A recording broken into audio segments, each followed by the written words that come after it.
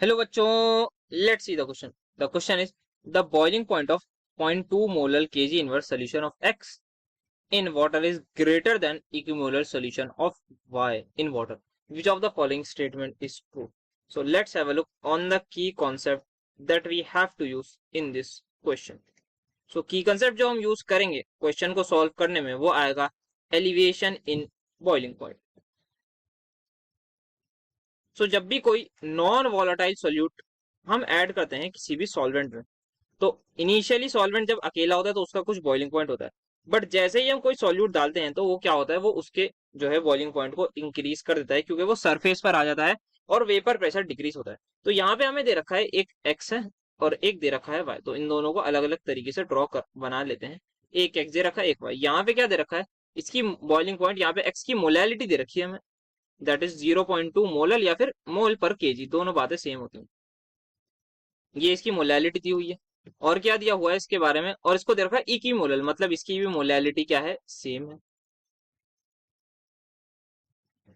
KG inverse. ठीक है.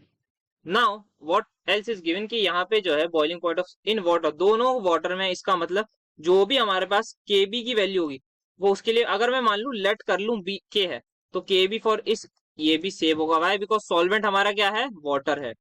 Because यहाँ पे सॉल्वेंट हमारे पास वाटर है, तो इसलिए ये के बी क्या होगा, सेम होगा. तो यहाँ पे ये चीजें अभी तक गिवन है. नाउ हमसे पूछ, एक चीज जो गिवन है वो ये गिवन है कि इसका जो बॉइलिंग पॉइंट है that is TB for this is greater then, यहाँ पे इसको लिख लेते हैं एक्स, टीबी फॉर वाई. तो यहाँ पे अगर मैं बात करूँ, डेल्टा टीबी क्या होता है, एलिवेशन इन बॉइलिंग पॉइंट, वो किसके इक्वल होगा, हमारे पास जो हमारे पास, अगर मैं बात करूँ एक्स की, तो टीबी ऑफ एक्स -100 के. ठीक है. और दूसरी चीज, अगर मैं बात करूं डेल्टा टीबी फॉर वाई, किसके इक्वल होगा, वो इक्वल होगा boiling point of this, that is Y -100. So यहाँ पे क्या मैं कह सकता हूँ, यहाँ पे अगर इनइक्वालिटी ये मुझे दी हुई है तो मैं इस 100 को उधर भेज रहा हूँ, तो ये हो जाएगा प्लस. तो यहाँ पे टीबी ऑफ एक्स की वैल्यू मेरे पास आ रही है डेल्टा टीबी प्लस 100. तो यहाँ पे जो है टीबी किसका, एक्स का जो है, that is boiling point of x, जो हमारे पास अगर मुझे निकालना है वो निकालूंगा मैं, 100 में ऐड कर दूंगा डेल्टा टीबी ऑफ एक्स को, तो मेरे पास आ जाएगा. ठीक है. सिमिलरली मेरे पास जो टीबी है वाई के लिए, that is boiling point of Y, वो मेरे पास इक्वल हो जाएगा 100 plus delta TB of Y के.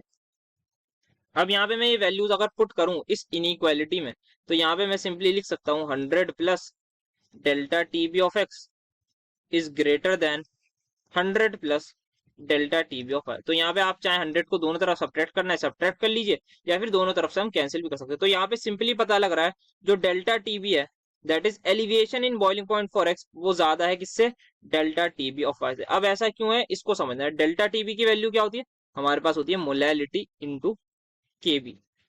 ठीक है. यहाँ पे एक्स की अगर मैं बात करूं, ठीक है, अगर मैं वाई की बात करूं, तो यहाँ पे वाई के लिए भी सेम होगा कि मेरे पास जो है ये इक्वल होगा मोलैलिटी इंटू के बी की.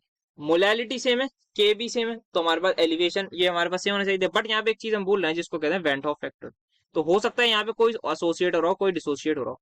अगर मेरी आई की वैल्यू 1 से ज्यादा है, अगर मेरी आई की वैल्यू 1 से ज्यादा है, ये 1.1 है, तो इसका मतलब मेरे पास सिंपली ये हो जाएगा, और इसमें मेरी आई की वैल्यू 1 है, तो यहाँ पे सिंपल ये हो जाएगा कि मेरे पास ये ग्रेटर होने वाला है, बिकॉज यहाँ पे ये दोनों तो सेम है.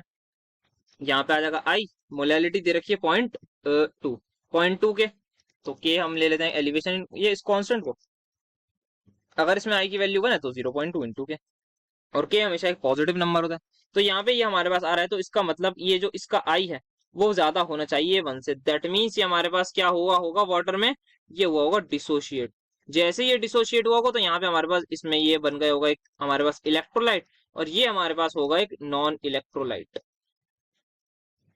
तो दैट्स वाई इसका जो बॉइलिंग पॉइंट है वो हमारे पास कम है as compare to this, because ये डिसोशिएट हो गया, नंबर ऑफ पार्टिकल्स बढ़ गए, तो कॉलिगेटिव प्रॉपर्टी बढ़ जाएगी, तो हमारे पास बॉइलिंग पॉइंट भी इंक्रीज होगा. तो ये वाटर में डिसोशिएट हो गया. So let's read.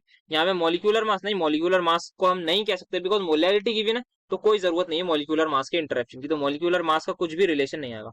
Y is undergoing dissociation while X undergo no, नहीं, अगर वाई हमारे पास होता, अगर ये बात सही लिखी होती, तो हमारे पास होता जो बॉइलिंग पॉइंट है वो वाई का ज्यादा होता एज कंपेयर टू एक्स, अगर हमारे पास हमें डिसोसिएशन करानी है. बट ऐसा नहीं है हमारे पास, तो इसको कैंसिल कर देते हैं, जो हमारे पास है वो ये है, X is undergoing dissociation, what ये एकदम सही लिखी है। So the final answer is going to be option number D. Hope you understood well, best of luck.